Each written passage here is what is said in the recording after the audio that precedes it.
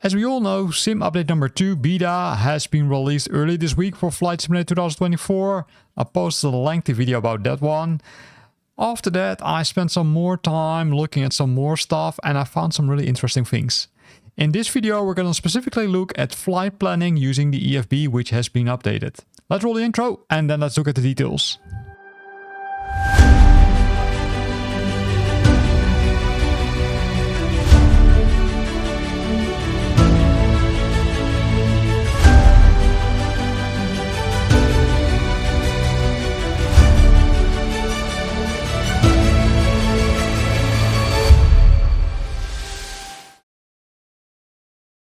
So what has changed in the beta version of Sim Update number 2?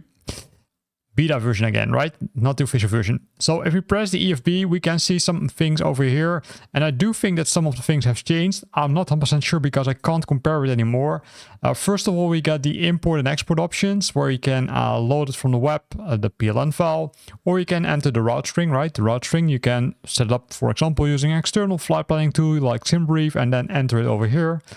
Or you can request it from the avionics if you already programmed it in your aircraft. The same thing is for export, right? You can file it with ATC, send it to avionics, save as a PLN file and save to plan or web, sorry. And this, I would say, the reason I think it has changed because remember in the past there were those options over here where you could send it to the avionics, for example.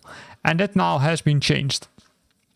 Besides that, there's the performance section. The performance section doesn't contain a lot of options. It still contains only the cruise altitude, unfortunately, but hey, it's better than nothing.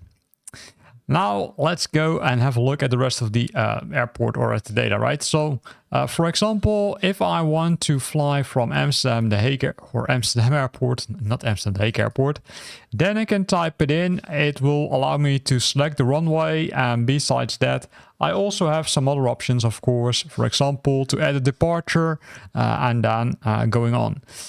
But before looking into this area where also some changes are, as you can see, we're gonna configure the destination airport, right?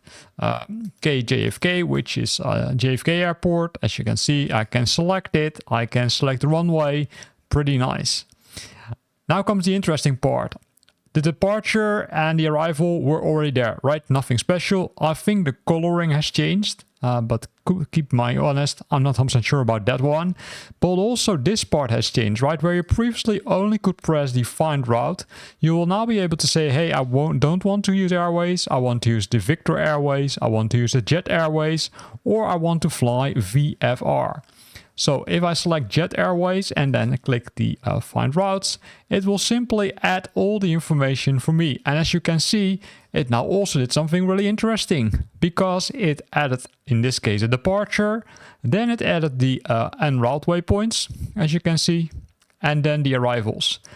Besides that, I do think that they changed this massively, where you can now see the destination and also, or the distance, sorry, but also the timing required to fly from the this waypoints to the next one. And I would say I was really surprised by this, and I was also really happy to see this.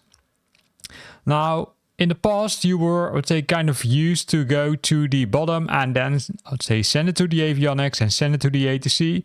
But again, that has changed. What you now need to do is click on export and then say file with ATC and then send to avionics, and then you're good to go. If you scroll up to the top, you can see that everything is now good. And if you don't want to see all those fields, you can always click this button, which now kind of minimizes the view. It still shows the highlights, right? In this case, it still shows the departure choosing. It still shows the en route distance and the waypoint included, and the arrival procedure, as well as the approach procedure. The only thing which is left is that it doesn't find out the alternate destination airport. That's, I would say, for example, within SimBrief, you can find it automatically. However, in this case, in Flight Simulator itself, you won't find it. But hey, that's a pity, but nothing really burning. In addition to that, you also have the save to web option, right? The save to web option, you can say, okay, in this case, ham to JFK. You can save it, and then it saved the plan successfully. What this does is the following. Let's have a look at the flight planner now on the web. So if you never used it, simply go to flightsimulator.com and then hit the flight planner. Inside the flight planner, you of course will find an option to load the flights. And that's over here. You can say new flight, but if you select this one, you can select flight plan. And hey, here we've got the flight plan we just, let's say, opened. So I'll say, hey, do you want to open it? Yes, I want to open it. And there we have our flight plan loaded in the web. How cool is this, right? So really useful option, I would say, because this one can then be, I would say, loaded, for example, on an iPad or a second screen where you can still monitor your flight and say, well, have a look at your flights, because this view, as you know, has a lot of options where you can also view the maps. So really nice options to the EFB in Flight Simulator 2024 Sim Update number 2 Beta. Here we end this video. I hope you liked it. If you liked it, then make sure that you hit the like button, and I hope to see you back next time for my next video. Thanks for watching, and until next time.